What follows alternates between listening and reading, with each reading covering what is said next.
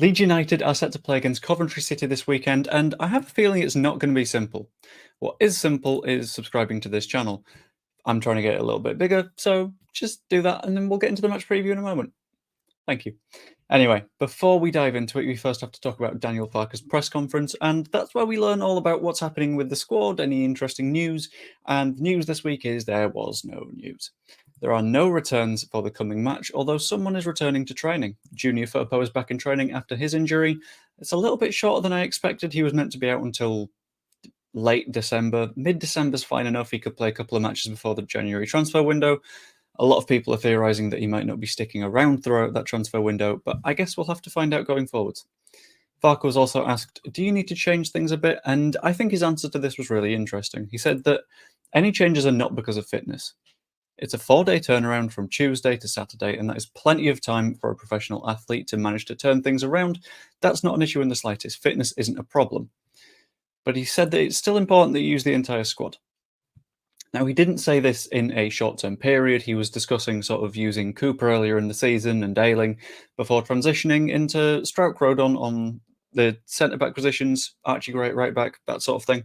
It was more of a long-term, make sure you use everyone at some point because you've got the resources available.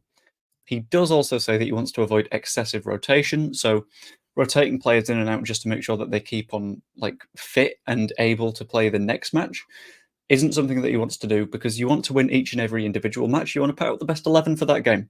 And that is something that I'm sure that we'll see against Coventry. But he also mentioned that if someone has a bad match, they're not necessarily just going to get dropped. He said it's a question of momentum. And if someone has good matches time after time after time and is keeping the momentum up and then has a couple of bad games, I think Rutter is potentially a good example because he's not really created that many chances against Sunderland last weekend. He gets a spot in the squad because we know that he can do the good things, and a couple of off matches is fine.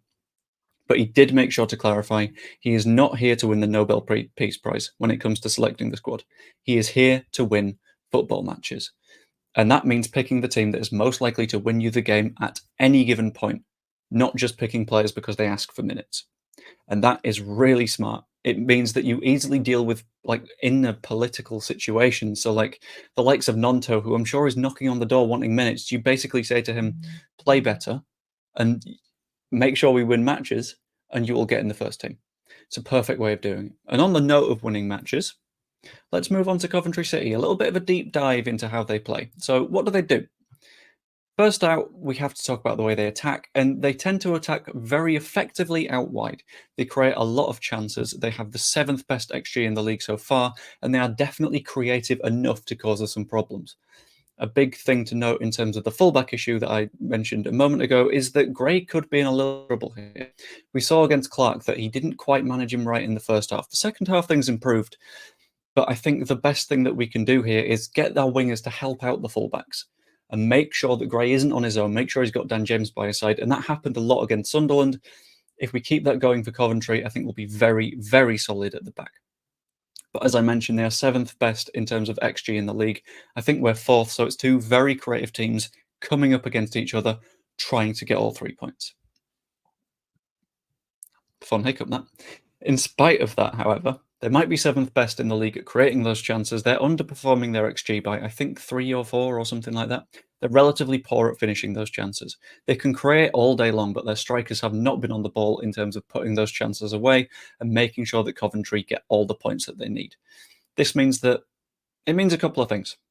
It means that if they have chances, they're not so likely to put them away. But it also means that if they're on a good day, we could be in very serious trouble because any striker can pick up the form at any given time and start putting the ball in the back of the net. We saw it with Bamford when he scored 19 in a season, 17, 19, along those lines. And that came from form of nothing. It's a weird balance. Be aware that they can create chances and shut down the centre forwards as much as we can, and we should be okay. Defensively, they're not an aggressive team. They're not a team that will press you incredibly high. They potentially sit very, very deep. They're also very good at defending. They have the 5th best defence in the league for expected goals against. Now, this means that teams don't create that many chances against them, and when they do create chances, they're not incredibly high quality. However, this isn't really something to be scared of because we're first. We have the best expected goals against defence in the league.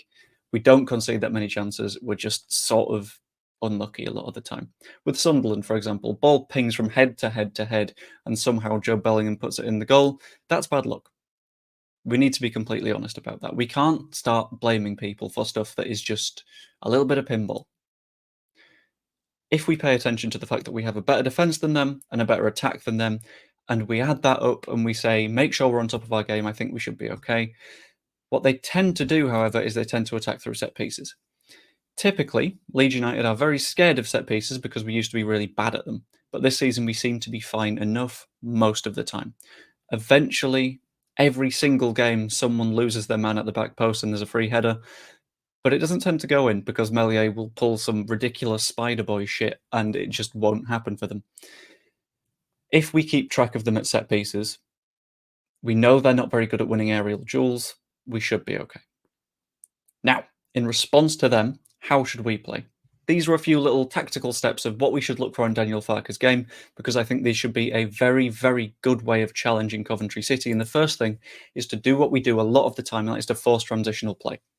Make sure that when we have the ball, because we know they're not aggressive, just hold it with the centre-backs for a bit, make their forwards presses, and then try and play through them and make the midfield press, and then try and make the full-backs draw themselves out of position so we can get those overloads in the back line. In addition to that, Somerville, Rutter and Nonto will be absolutely key because of their way of playing individual football and their individual levels of skill. Coventry City don't have the best defenders, they're just very good structurally. An individual can pull apart that structure with a few nice little stepovers, a little jink from one side to the other. If Nonto plays, for example, his ability to shift his weight will be absolutely fundamental to creating chances in this match. The more we're able to beat them one-on-one, the more that structure falls apart, the more players they need to pull out of position to with Rutter and Somerville, the better we'll do. However, in response, defensive intelligence is an absolute must. This means wingers coming in to support their fullbacks. This means the centre-backs not losing their man. This means ultimately keeping track of everything that their forward line is doing at all times and making sure that when they get those attacks, they don't cause problems. We keep it transitional, we're doing okay. If they make it transitional, then that probably benefits us as well. But it's that defensive structure and intelligence from things like set pieces that we'll need to be completely aware of or will be at serious risk. A few predictions for the match then. I think it'll be a very tough match against a side that likes to sit deep. We will need to bait them up the pitch into transitional football. If they do stay deep, chances will be fairly minimal and we'll need to be very, very clinical with our chances.